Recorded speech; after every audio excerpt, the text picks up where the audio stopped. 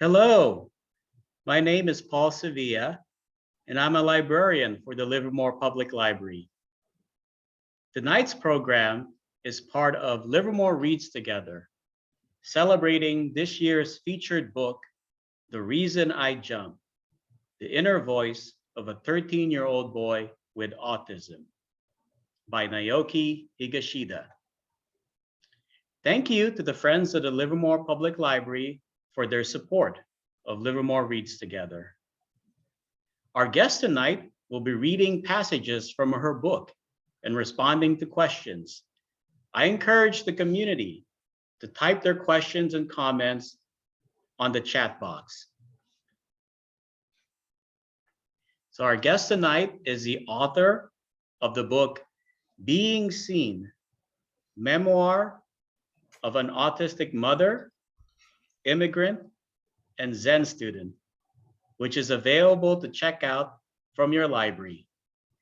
Please welcome Anlor Davin. Hello, Anlor. Hello, and hello everyone that I cannot see. There is a Zen saying that says, 1 or 1,000, it doesn't matter. Okay.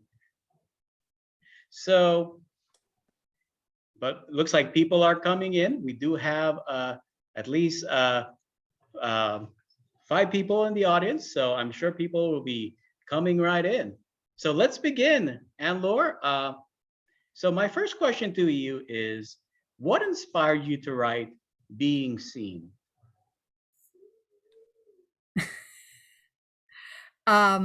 Well, honestly, at the time when I wrote it, I was unable to do a lot of things. I was in pain, physical pain, and I had problems sleeping. It was anyway, I could hardly function, barely, really. I had to live in the dark, and so writing was and sitting zazen was what I could do. And when I really wanted to tell others like me about this, that they're not alone. So that's why I wrote the book. Okay, thank you. And what would you like readers to take away from your book? What message would you like readers to? Well, I mean, one big one is hope, always. I mean, I want people to know there is hope because, okay, I am older, and I mean, I'm not, I'm 57. I don't mind saying my age. And I was not always like by far like I am now. I mean, what you see a lot is my Zen practice, but also I want to tell everyone I am autistic. I mean, I did show plenty of sign of I know, okay? My entire life it has been there, and it's a huge thing. It's impairment in life, and I want people to know that it's okay, that something can come out of it, not dismiss it too fast. Hey, I could have been put away in an institution pretty young. I'm lucky I wasn't. So here I am. Did that answer your question? Yes, thank you. Thank you for that wonderful response. So can you read us a passage from your book right now? Sure. So, my book is in 3 parts, chronological. When I was in France, then when I lived in Chicago, then in California until the time I was diagnosed. So I'm going to start with the first part. So what I'm going to read is a passage about when I was in France. In fact, it's when I started to go to a middle school. And that was near the Atlantic Ocean in France. So when I started to go to a public middle school, which was on the same campus as a high school, I experienced an expanding awareness of my different ways. Many of my dreams were dashed. and others also started to notice I did not fit so well, and my struggles showed more clearly. The first year, Marie, my girlfriend, and I were in the same class, and it helped. We usually biked together to and from school, meeting every day at a designated spot where our routes met. Academically, I was an average student. In foreign languages, if I was able to hear and speak the languages in a real context, I had a much better chance to make sense of them. For example, I became quite skilled in English as I practiced it with several tennis players from other countries when they stayed at our place. Also, I went to England twice, once as an exchange student and once as a failed au pair. German was another matter. In class, I was bored by the teacher, and I doodled repeatedly on the blank pages of my notebooks. A peculiar pattern doodle. This doodle was another type of autistic stim, and as an adult, I still can draw it from memory.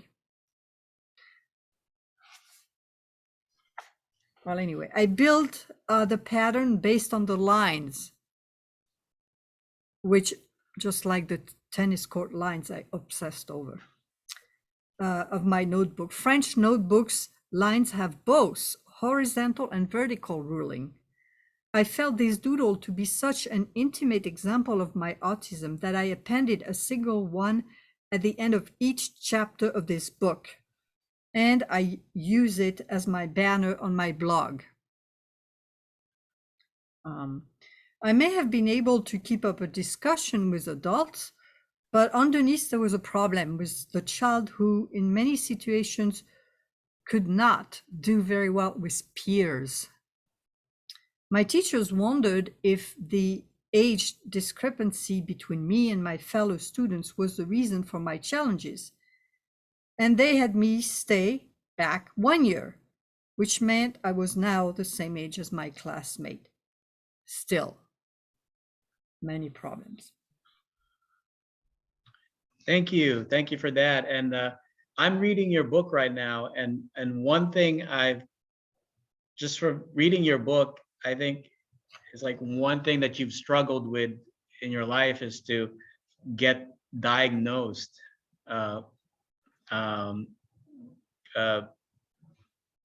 You've been struggling to get the proper diagnosis from doctors and the health community until later in life.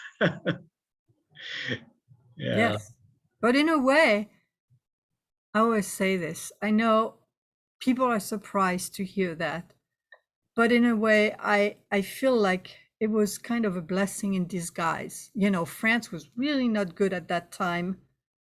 It was a blessing in disguise. I mean, that I was not diagnosed as a child, because then I was not put away in an institution and blah, you know, drugged out of my mind and all that. So, yeah. So, in your opinion, what are some misconceptions about autism, and how can we dispel them? You know, the days when people thought that every autistic person was like Dustin Hoffman character Rain Man in the movie Rain Man, those days have passed. But it does not hurt to reinforce the broader understanding of autism. Not just children are autistic. You know, you're born autistic and you die autistic. I mean, not all autistic people are the same. And not only boys are autistic. Believing that autistic people are incompetent and unemployable does not either work very well, you know. That needs to be really seen in a different way. Autistic people cannot also autistic people cannot change, that kind of stuff, develop and grow. Oh, another one. Autism is something to be cured. I mean, or like the idea that in the ideal case, autism goes away and the person becomes more normal. Those are some examples to answer your question. Absolutely. Yes. Thank you. Thank you for that. And welcome to our new guests here.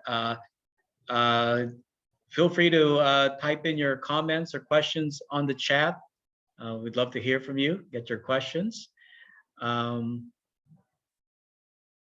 So my next question is, what are some appropriate terms that should be used to describe or to refer to people with autism? Okay, now first I'm starting off by saying I'm not always PC, okay, myself. So, I mean, I don't really get that upset about particular words, you know, but I understand, that's important. I understand the issue, you know, the issues, because actually, yes, words, you know, for example, language issues are person first versus identity first, meaning, you know, somebody who calls themselves a person with autism and a person who calls themselves an autistic person. Now, again, I'm not gonna, I mean, I call myself an autistic person, but I don't insist that others who are autistic do. I mean, I know I actually do know one great self-advocate who calls himself a person with autism. So, you know. Another one is, oh yeah, that's PC. I always forget. No more comorbidities. We say co-occurring conditions.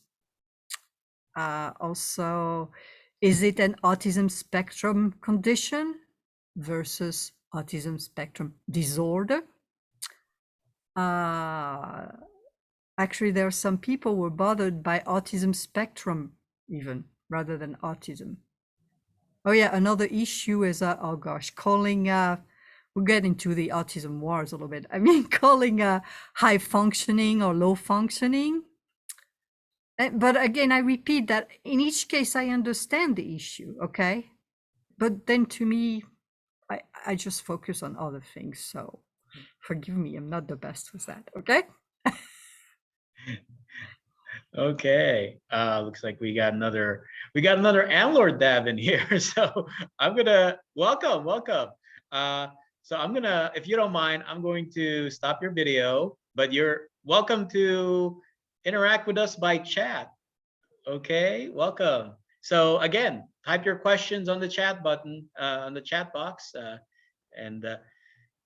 All right, here's a question from Daniela. How did you first get diagnosed? How old were you, and what kind of professional was it who diagnosed you, I guess? Well, I was only 46 when I got formally diagnosed. And the professional was a neurologist. I got really lucky, you know. I got a really good. It took forever. I got into the traditional doctors who totally dismissed. I mean, totally, you know, they're not equipped for people like me. Totally dismissed it. Oh gosh, I was so ill. I remember. Okay, it was awful. You know, like the person, they really thought I was crazy. He really. But then eventually, because you see, I started to develop my Zen practice by then, and I had friends in my Zen practice, and it is actually yes, it is a Zen friend who took me to this neurologist, even though my friend himself did not believe me. But I got into real trouble with him for anyway. I almost killed myself here. So anyway, it took me to see the neurologist, and that was that. Well, thank you for that question, Daniela. I hope that answers your question. I hope so too. Well, this is a good time. Can you read us another passage from your book? Oh, okay. So now I'm going to go to part 2. Okay. So part 2, I arrived in United States. Now I'm no longer in France. I was 23 when I left France. So I'm actually going to read chapter 11. When I was, and the title of the chapter is Healthier and Constantly Moving. That's a big part of autism. Hoping to keep away the many challenges for which I had no name and no explanation, I became healthier. Diet was the first thing that I cleaned up. My first husband was vegetarian, and it was easy for me to follow suit since I already disliked meat. Today, I am still a vegetarian. Cycling was another habit good for my health. I already had often used my bike in France, and when I noticed that many of the people I knew biked in Chicago, I got over my intimidation of the big American city. Chicago has some beautiful flat public bicycle path. I tried to play tennis again. Many of my tennis friends thought I ought to competitively play since I was so skilled. They really did not understand my reluctance to do so. And I did not know how to explain that the stress of competition engaged me so much it impaired my game. I mean, a few times I complied with my friends and I entered a tournament in Chicago. Each time the experience left me with a bitter taste. I remember one tournament was in an indoor facility, and the familiar indoor noise very much affected me. During most of the match, my stomach was knotted, and a few times I almost tripped. Even though I was stronger than my opponent, I lost, of course. However, I yearned for intense physical activity and wondered what could replace tennis. It would have to be something non-competitive and practiced in a quiet environment. I had been in the United States for a year when a colleague introduced me to yoga. And I'm still practicing yoga and biking.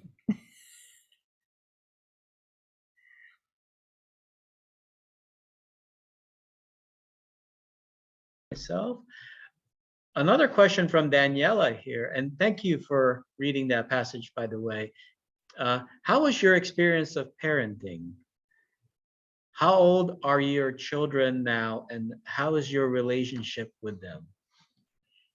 So I have one son, and he's now 30. And we get along great. I just saw him actually, not so long ago. My experience of parenting, however, one is plenty. Okay.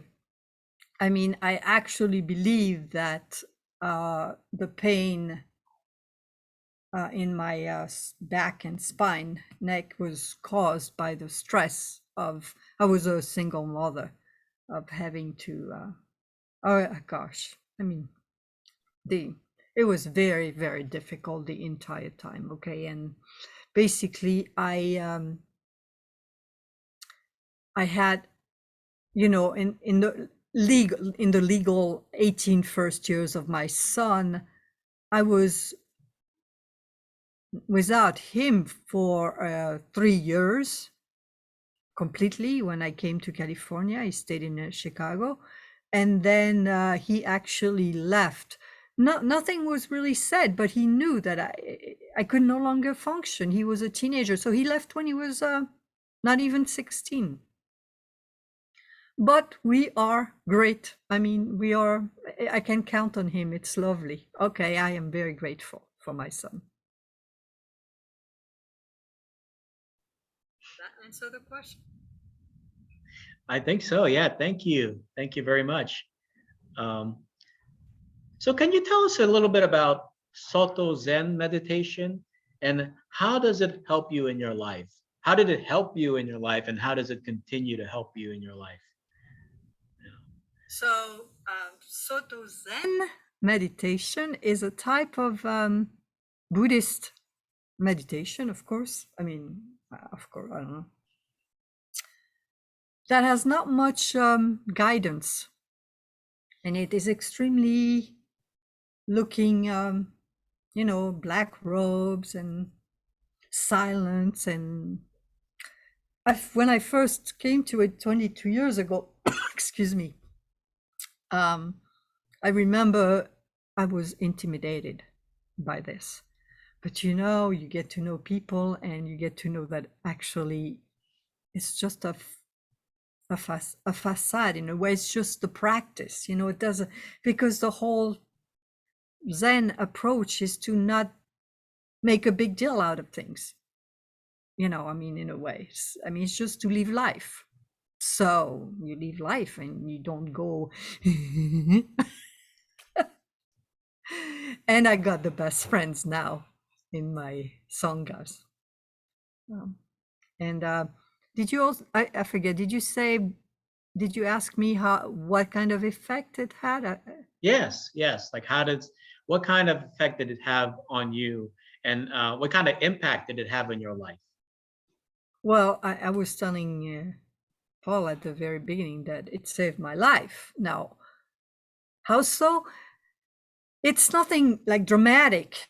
It's very slow, subtle, but guess what? It totally brought me back on, I'd say, proper tracks, like happier tracks.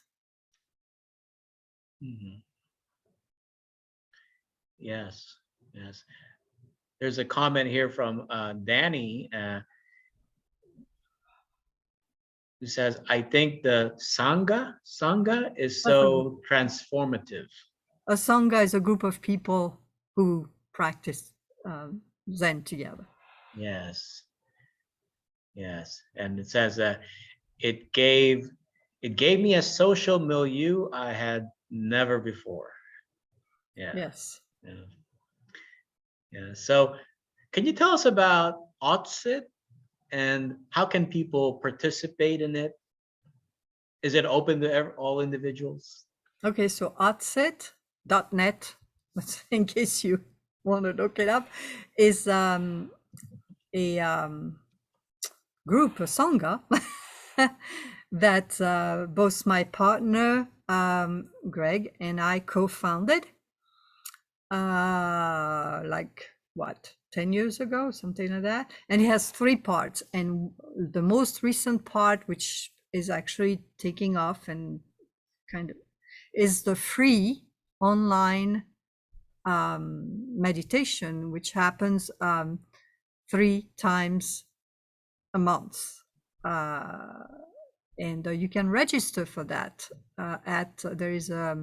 we have a website, so, and there is a registration form, a simple registration form. Again, the website is autistic.net. And the other 2 parts, if I can say that, so that was the first part. The second part is the in-person monthly meetings, which are also free. We are extremely, very fortunate to have the use of a beautiful location in San Rafael at Dominican University.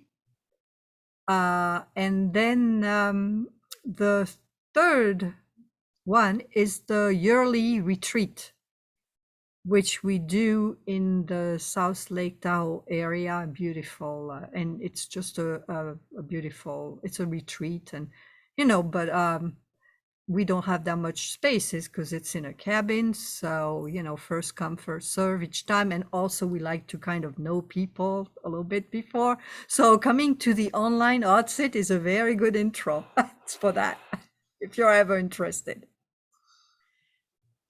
And do your members compose of people on the spectrum, and also neurotypical people? Thank you for reminding that, Paul. Yes, I forgot to say that. Very important. Yes, it is primarily autistic people. However, it also had neurodiverse people. People with plenty of other disabilities are welcome. And also what we call in the autistic parlay allies, who are friends. So everybody is welcome. It's open to everybody. Okay. Sorry, that was my phone calling. Okay. There's a question here on the chat. Are your meditations open to people from other spiritual traditions? Yes, they are totally. Yes. Now, but I don't do. They are welcome. Yes, totally, totally. Actually, there are many people from other traditions, but it is not guided meditation. It is silent meditation, meaning the format is it lasts an hour, the online, and the format is that well, actually, it turns out the not informal chat, 20-minute chat before it matters. It turns out that's anyway, but we start by 30 minutes zazen, which is silent meditation. And then after those 30 minutes, I read a Buddhist text. Takes between 5 and 10 minutes usually. Then I make a few comments, not very long either, a few minutes maybe. And then we have a group discussion until the remainder of the hour.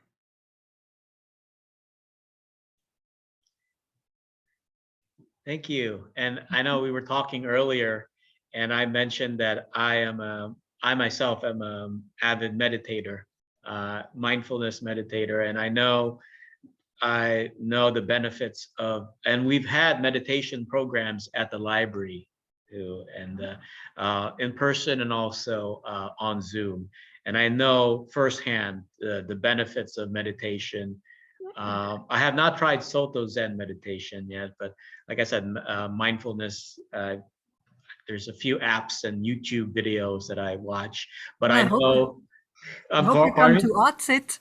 Yes, I'll definitely check out Autistic. Yes, but yes, I know how essential it is to quiet the mind and to just try to quiet your thoughts with meditation. It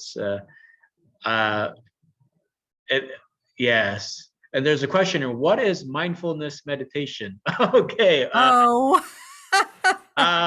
Well, from what I know, I'm not an expert, but it's just focusing on your breathing, mainly your breathing, and yeah, that's pretty much it. Just staying in the present, focusing on the present situations going on outside. But anyway, I definitely encourage it. Look at it's mainly breathing exercise. Yeah, a breathing meditation. There's another question here. Is Zen meditation particularly helpful to autistic people? Well, I would not say it's just for autistic people, because that is not so at all. Okay, everybody. However, I do want to say, I could say so much about that, but meditation can really help neurodivergent people to calm their mind first, okay, easily excited nervous system, and helps both them and their family members find some stability. And I had plenty of that, but I can't even find them. It is great for senses. I am extremely sensory. I mean, I don't like noise. I don't like lights. And there is hardly any in SotoZen. There is a big focus on, for example, in a Zendo, which is the room where people sit, usually it's a sliding door. Okay, it's not going to be a slamming, those doors. The lights are going to be usually low, not, oh no, please, no big ceiling stuff, and on. Okay, that kind of stuff. Okay, so can you read us a third passage from your book? Okay, so we get to the third part. Yes, the third part now. And the third part is when I was when I arrived in California, and that was 22 years ago. And actually, I'm going to read to you about the Zen Center. I went to live in a Zen Center for 6 months when I arrived. That's why I left my son. So during the first 6 weeks of my stay at the Zen Center, I slept in the dormitory for women. I shared a space with several younger women, but we all were careful to be mindful of the noise we made, and we only spoke in whispers. For the first months or so, the quiet of the place had an eerie feel, and I sometimes got goosebumps from it. In the silence, I was often able to hear the constant ringing in my ears, sometimes filled with the cries and screams of my former students. When I was assigned to my own tiny bedroom, the narrow bed and my 2 big bags took up the entire space. But it was quiet and private, and there was a window view of a tree. My little bedroom soon became like a palace to me. The day started with a wake-up bell at 4:40 a.m. 20 minutes later, most of the residents were in the meditation hall, or zendo, in order to start the upright sitting practice called Zazen, where one usually sits with legs crossed and very still and quiet for 40 minutes at a time. Because my diminishing energy was stronger in the morning and my body really craved the wholesome benefits, I actually woke up 20 minutes earlier in order to be able to do my yoga routine before Zazen. The days were structured in such a way that many of the Zen Center residents, including me, did a minimum of 2 Zazen periods first thing in the morning. Zazen periods of 40 minutes each. Then we worked 6 out of 7 days until about 4 o'clock in the afternoon. And then Zazen again, but not, not mandatory. The schedule is about the same 15 years later, and I could say now too, okay, 22 years later. Most of the 60 residents worked on the premises. Between the fields, gardens, kitchen, and guest program, there was much to care for. During most of the 6 months I lived at this Zen Center, I worked in the guest program, and many of my days started by after Zazen, either making a fire in a wood stove or cleaning a bathroom. On top of lodging and meals, I earned a very small monthly stipend, which covered the cost of my post office rental box and other small necessities.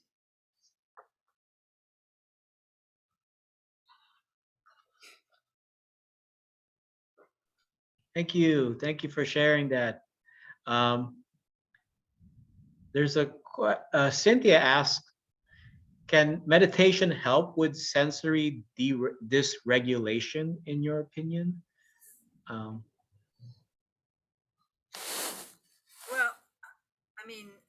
I take it by sensory dysregulation, you mean, I call it sensory, I like dysregulation because what shall I say? My sensory challenges, yes. And my answer is there's no question, totally yes.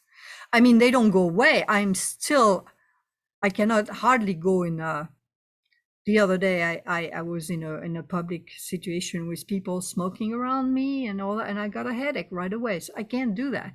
But in a Zen Center, this is not much there. So yes, it helps. And another question on the chat: have you met other autistic people in Zen monasteries or practice centers? Do you know, guys, the funny thing about that is, well, yes, I have, but often I find them after the fact. This is so strange. Just today, I met somebody that I must have crossed. I am not kidding. I must have, actually in person, we must have bumped into one another. We figured, but neither her nor I mean, everybody's very quiet. So no, but yes, totally. I do know several people. Yes. Mhm. And is it mainly adults who attend the or do you have a session for teens? You mean at Outset? Yes. Uh, It's mainly adult. I'm okay with, I mean, if younger people, yes, but I always say to parents that if they want to bring their children to the either online or in person, I say, you know what, you sit too. You sit with them, because it's easy to say, oh yeah, you should sit. Well, you sit too if you want your child to sit, please. yes, thank you. And so your book is remarkable. It's really. And what is your advice for those who also want to write and publish a book about their experience with autism? Um, so there are a lot of books like mine nowadays, lots of memoirs, and it's becoming increasingly difficult to publish already. Now, I encourage people to write. I mean, by all means, okay. Like I said at the beginning, it turned out I didn't know that, but it really, really, it's true. It really helped me feel less, burdened. Um, Now, I can't say my publisher's name because he stopped publishing now. So I am actually what's called independent, or I forget what, anyway, with somebody else. But my book was published in France a year later, and under the title Être reconnu. And I do not promote my book much these days. I'm so focused on meditation. So I'm sorry, but That's okay. That's okay. I mean, how long did it take you to write your book? took me forever. I mean, it took me what, 7 years, 8 years? Okay, I'm not like the type of person who, you know, no, no. And did anyone help you edit your At the writings or end, yes, I actually got a little. At the end, I got a little grant. I forget from whom. Gosh, I'm sorry. Hope they're not listening. And it helped. I mean, it was not a big grant, so I only could get a few hours of editing, but this happened. Yes. And then my publisher is the one who went over it. He was good. He was himself an autism self advocate. So okay? And so I'm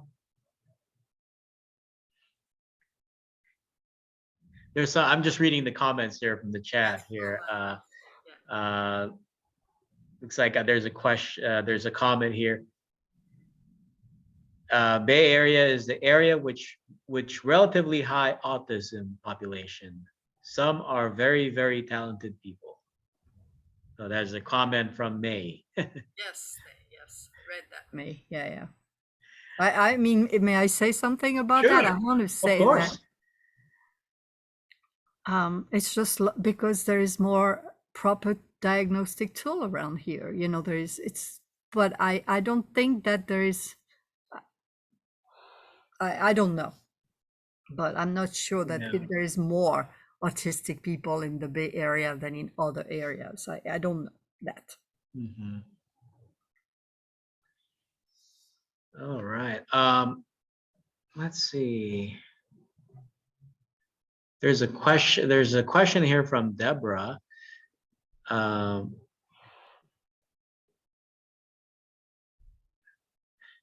uh, it's a long question. Let me see if I can Read it. Perhaps you have experienced a sense of remorse as a result of having lost patience as a parent. How have you moved past the guilt? While my son and I have a wonderful relationship now that he is 31 years old, I find that I relive mistakes I made in the past frequently. Does meditation help in this regard? Um, I live in Lake Tahoe. I'd like to attend a Lake Tahoe event. How can I obtain more info? Thanks. Okay, so first I want to say totally yes, the meditation. Yes, I do. Okay, so I was with my son from, well, I was still with his father from when he was 0 to 6 years old. And I left when he was 7. By that time we divorced and all that. So, and you know what happened? I went to live in the Zen Center, and I kept meditation after leaving the Zen Center. I kept meditation up, although nothing like nowadays. But the thing is that, so 3 years later, I finally got him back after much court stuff with the father and whatnot. But you know what? I was a much better parent. Isn't that great? I mean, thank God, because yes, the guilt of certain things. And I'm not saying that I do not have guilt over certain things after, but it was definitely much better between him and I then. And also, I was diagnosed when he was 16. So that helped. We never talked about it, but I'm pretty sure that helped him, also understand certain things. And we're really the best now. He even comes sometimes to the in-person meditation he started. But to answer the question about the Lake Tahoe, Deborah Garcia, I don't know how you want to be called, but anyway, I said, I don't know if you heard, if you are interested in doing the retreat with us, we gotta know you. So it's nice if you come to one way is to come to the online meditations. So we get to know you, because this is a very small retreat, and first come, first serve. So it goes pretty fast, and it's nice to be in. Okay, good. I'm glad. That is great. Yes. Now we're getting more questions here. So what has been most helpful from Daniela? What has been the most helpful kind of support for you since your diagnosis, other than Zen? Yeah, I'm glad it says other than Zen, because that was going to be the answer. Honestly, there are many, many, many. Guys, when I sit, I often thank Social Security disability, because receiving Social Security disability means, it's a little income, but at least I have it, and that changed everything. I mean, because from there, I no longer had to struggle for survival. Okay, also I get proper medical care, I could say so many things. I'm sorry, it's not just one thing. It's hard to pin one thing. Mm-hmm. But I also saw another question from Jessica. Did you see that? Yes, Paul? yes. I can't read it. I can read it for you. So it says, Thank you. I struggle to meditate when I have not done at least a few minutes of yoga first. Otherwise, I have a lot of trouble getting out of my head and settling into my body. I don't have a lot of experience with walking meditation, but do you think this might help in a similar way? So what do you That's think very about interesting. walking meditation? Yeah, because during our in person we have a 10-minute walking meditation, but that usually comes at the end of Zazen. I've never done it at the beginning of Zazen. That's a very interesting question. And yeah, so to address the body thing a little bit more, I want to say that, so my routine these days is to sit first thing in the morning, at least 2 Zazen. periods, each about 50 to an hour long. Now, hey guys, I don't know many people who do that, so don't, okay? It's okay to start with 10 minutes a day. I'm not absolute. This is really the exception, the kind of stuff, I think. But anyway, the point is that between those two, I often do my yoga routine. And it's very interesting indeed to sit after having done the yoga retreat. I mean, the yoga routine. So I don't know. I mean, what to answer. I mean, you could try walking meditation. I really don't know what to say. Yeah. Well, as an amateur meditator, I heard that there's really no wrong way to meditate. uh, you can walk while I think the important thing is to stay in the moment and stay in the present. You can walk, just enjoy the scenery, focus on the clouds in the sky, or the sounds you hear at the park, or I also think having a routine really helps. Like absolutely. kind of always the same. Yes. So That really helps me, always. Anyway, I love morning stuff before. First, I love my first Zen period without anything. I love it. so are there resources or organizations about autism that you recommend, aside from Autistic, of course? That's Well, I'm going to say, I mean, the one I know, I'm going to start by that one, is my partner's association, which is San Francisco based, and it's called Ascend. It's for the adult autistic people. Ascend with 2A, AASCEND.org. Okay. Another one is, the Autism Society, which is nationwide. I think is, I don't know. There's good. I'm sure that, guys, there is good and bad in everything. So there's Healthy Parents also in San Francisco. I think there is. I've heard some good stuff about Autistic Women Everywhere. Is it? I think Aid Our. Anyway, there are really many nowadays. We're lucky. yeah.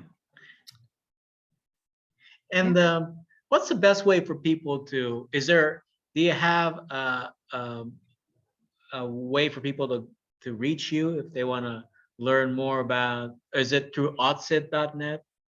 Yeah, I usually get everything that happened. I mean, I use the MailChimp program, but everything gets in my emails, so I kind of see the emails very much that way, or you could also email me. I mean, but the thing is, I don't always see my emails these days because I get so many. So when I do look more at the others, anyway, my email is anlordavin@gmail.com.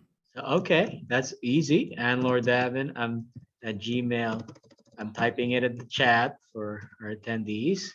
Anlor Davin at gmail.com. Yes. There's a few more questions here about people are really interested about meditation, and I'm glad. Have you found fasting from food to enhance meditation? I love these questions. I love this question.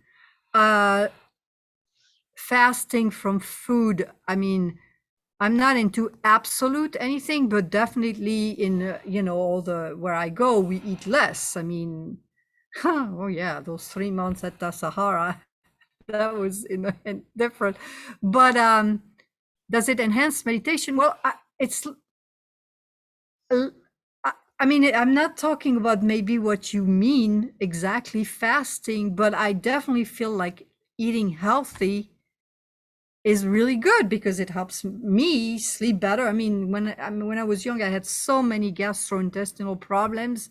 I mean, it's lovely to not have those. So I'm perfectly happy with not eating very much during a intensive. Yes. Mhm.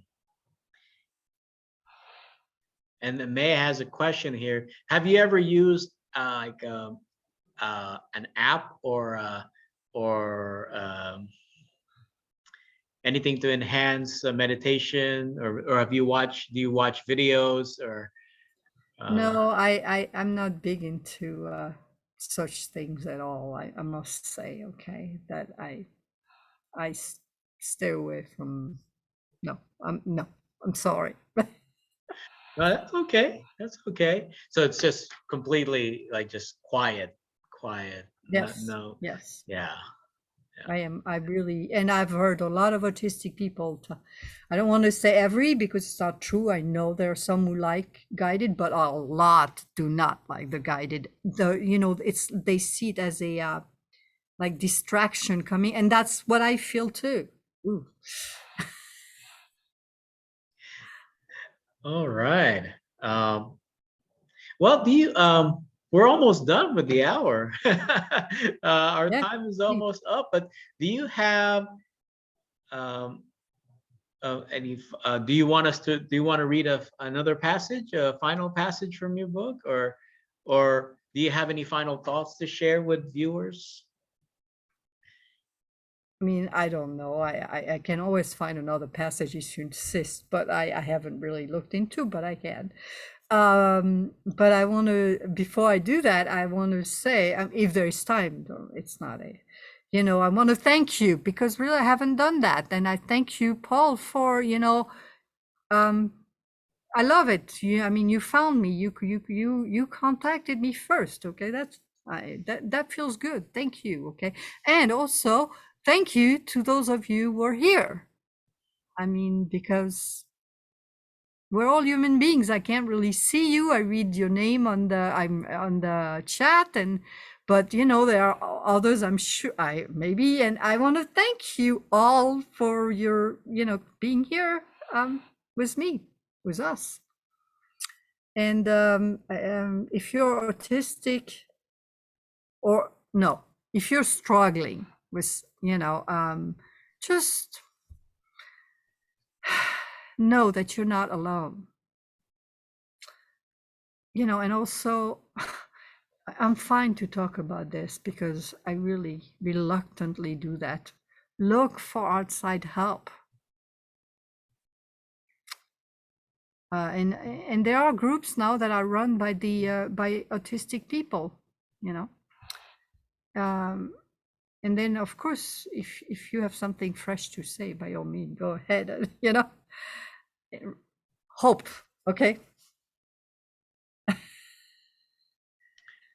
Oh, and I want to say that I'm privileged. I really am. So I need to say that. Words. I'm extremely privileged to be where I am, to be able to do this. I need to say that. Well, we're very privileged to hear you speak and that you're here with us. And thank you. Thank you. Thank you very much for there's a comment here from Deborah. Thank you for your transparency. Yeah, Thank you. Jessica says, thank you for this discussion tonight and sharing your experiences. Finding Autistic has been a huge support for me. Yes. So, thank you, Jessica. And yes, as a reader, thank you so much for sharing your story You're welcome. with your book. You're welcome. Again, the book is called Being Seen. Shall I show it again? Yes, thank you. You can check it out at your local library, or it's available on Amazon as well. And some more comments here.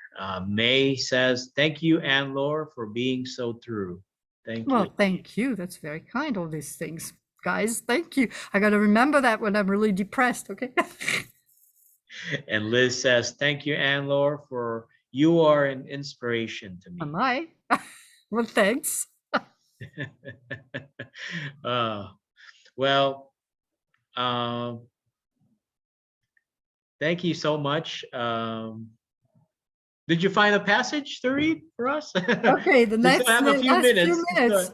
Yes, yes. Why don't you? Yeah. I have no clue, Please. so I'm just gonna open. Yeah, just you Ah, know, take sorry. it up. Okay, here I am. I'm at the beginning. Okay, again in my childhood. I don't know. It's just I'm sorry, guys. It's kind of anything. Oh, it comes from chapter that I should say. What chapter is that? 4, which is called A New Home for a Divided Family. So in the middle of that chapter, I'm reading. Mealtimes at home were sometimes becoming shouting matches, as I refused to eat this or that. On the rare occasions we ate meat, and there were tiny veins in it, I'd cut carefully around the veins.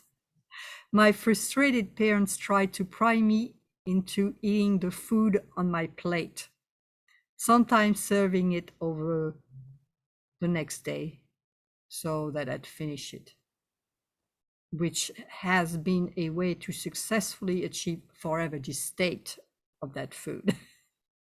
My mother often ended up cooking again and again simple dishes I liked, despite their lack of nutritive value, for example, fries and waffles. My relationship with my brother was also not so easy. Because I had to follow him a lot, I was exposed to diverse experiences, something I'm grateful for. But it must have been difficult for my brother to drag his odd sister around, and he often mercilessly teased me. We did not have a television set, but my Aunt Sylvie across the street from us had one. After a late movie at our place, my brother and I had to cross the street late at night in order to get to our house. I was easily upset by what I saw and often moved to tears for this or for that bit of emotional scenery. And my brother used the opportunity to scare me out of my wits. And to his delight, frightened again, I often cried. I cried all the time. I still do. Well, it was such a delight to have this conversation with you. Thank you, Anlor, for this wonderful event, and we're so grateful to have this this opportunity to speak with you again. Before we conclude, I forgot. May I take a screenshot of us? Please. Okay, so just look at the camera and all right, smile. Thank you. And thank you all to our attendees. Please join us for our other Livermore Reads Together events. We have another wonderful conversation this Thursday, March 10th at 7 p.m. with authors Steve Silberman and Eric Garcia. You visit our website at livermorelibrary.net or follow us on social media to learn more about Livermore Reads Together events and programs. To Anlor and all our attendees, have a good night. Thank you. Thank you. Thank Bye, you. everyone. Thank Good you. night.